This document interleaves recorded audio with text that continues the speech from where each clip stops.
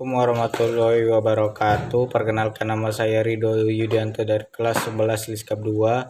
Saya hari ini akan mempresentasikan tentang pembelajaran PPKN, yaitu dinamika dan sistem demokrasi Indonesia. Demokrasi secara etimologis dari bahasa Yunani, yaitu demos artinya rakyat dan kratos artinya kekuatan. Sedangkan secara harfiah, kekuatan rakyat sebagai pemegang kekuasaan. Menurut Abraham Lincoln, demokrasi adalah dari rakyat, oleh rakyat, untuk rakyat. Prinsip demokrasi yaitu: 1. Keterlibatan WN dalam pembentukan keputusan politik. 2. Tingkat persamaan WN. 3. Kebebasan yang diakui dan dipakai oleh WN. 4. Suatu sistem perwakilan. 5. Suatu sistem pemilihan kekuatan mayoritas. 6. Kekuasaan pemerintahan dibatasi oleh konstitusi. 7. Pemilu yang bebas, jujur, dan adil agar mendapat wakil rakyat yang sesuai aspirasi rakyat. 8. Jaminan hak asasi manusia. 9. Persamaan kedudukan di depan hukum. 10. Peradilan yang jujur dan tidak memihak untuk mencapai keadilan. 11. Kebebasan berserikat dan mengeluarkan pendapat. 12. Kebebasan Selanjutnya, jenis-jenis demokrasi berdasarkan cara penyaluran aspirasi rakyat. 1. Demokrasi langsung, dan 2. Demokrasi tidak langsung. Demokrasi berdasarkan prinsip ideologi. 1. Demokrasi liberal merupakan kebebasan individu yang lebih ditekankan dan mengabaikan kepentingan umum.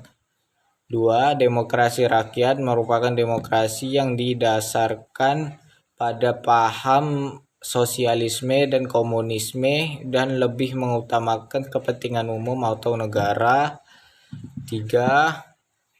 Demokrasi Pancasila merupakan demokrasi yang ada di Indonesia bersumberkan pada nilai-nilai sosial budaya bangsa serta berzaskan musyawarah mufakat dengan memprioritaskan kepentingan seluruh rakyat atau warga negara.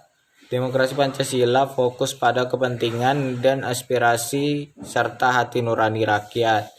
Sampai saat ini Indonesia menganut demokrasi Pancasila yang bersumber pada falsafah Pancasila.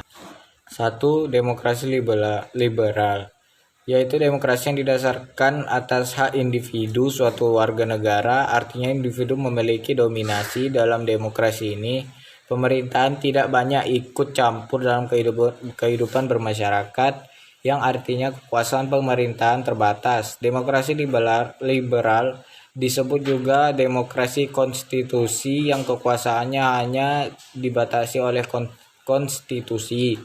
2. Demokrasi komunis, yaitu demokrasi yang didasarkan atas hak pemerintah dalam suatu negara. Artinya pemerintah memiliki dominasi dalam demokrasi ini. Demokrasi komunis dapat dikatakan kebalikan dari demokrasi liberal. Kekuasaan tertinggi dipegang oleh penguasaan tertinggi. Kekuasaan pemerintah tidak terbatas. Kekuasaan pemerintah tidak dibatasi dalam bersifat